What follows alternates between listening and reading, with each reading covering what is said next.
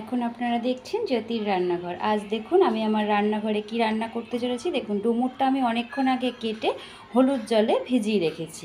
এখানে নিয়েছি আলুটাও কেটে আমি জলে ভিজিয়ে রেখেছি।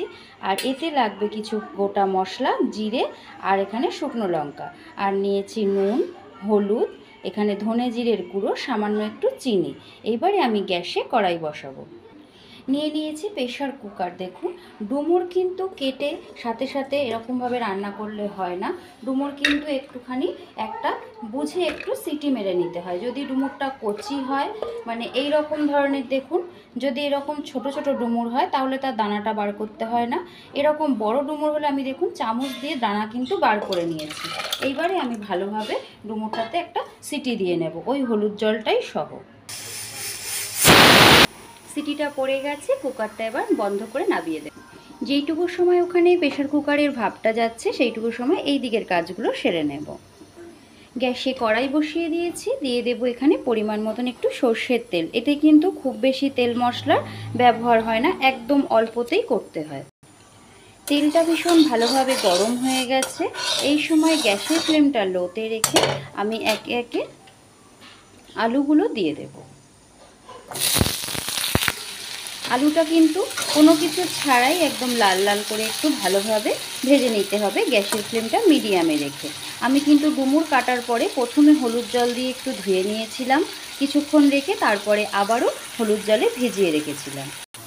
দেখুন আলুগুলো এখানে ভীষণ সুন্দর লাল লাল করে ভেজে নিয়েছি সব থেকে। এবার তেলটা থেকে ভালোভাবে ঝরিয়ে আমি তুলে নেব। ওই একই তেলের মধ্যে আগে থেকে রেডি করে রাখা গোটা মশলাটা দিয়ে দিতে হবে।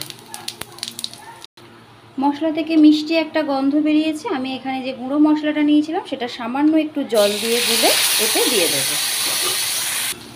ঠিক এইভাবে যদি রান্না করা হয় তাহলে পরে কিন্তু যারা ডুমুর খেতে চায় না তারাও কিন্তু খেয়ে নেবে। আর এটা কিন্তু খাওয়া ভীষণই উপকারী।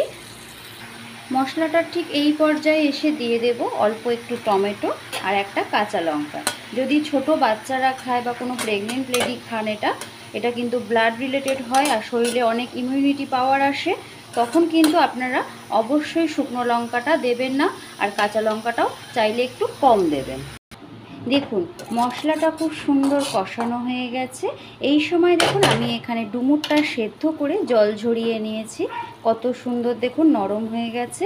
আর তার সাথে আগের থেকে ভেজে রাখা আলুগুলো আমি দিয়ে খুব ভালোভাবে কষিয়ে নেব, যতক্ষণ পর্যন্ত ডুমুরের গা থেকে কাঁচা গন্ধটা না চলে যায়। দেখুন ডুমুরটা আমি এখানে খুব সুন্দর করে ভাজা করে নিচ্ছি এই মশলাটার সাথে, যাতে একদম ভালোভাবে মিশে যায় আর কাঁচা গন্ধটা না ছাড়ে।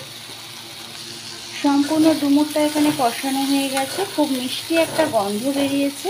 এই সময় আমি এখানে দিয়ে দেব পরিমাণ মতো রেডি করে রাখা জল।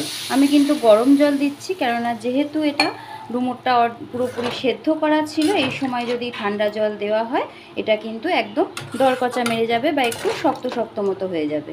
আর এই সময় কিন্তু আপনারা অবশ্যই নুনটা একটু দেখে নেবেন, মিষ্টি তো আগেই দিয়ে দেওয়া হয়ে গেছে। এবারে এটা আমি ঢাকা দিয়ে সেদ্ধ হতে দেব। দেখুন সম্পূর্ণ ডুমুরের তরকারিটা একদমই রেডি হয়ে গেছে। এবারে এখানে দিয়ে দেব সামান্য একটু ঘি আর গরম মশলা, না হলে কিন্তু একদমই ভালো লাগবে। দিয়ে দিলাম একটু গরম মশলা,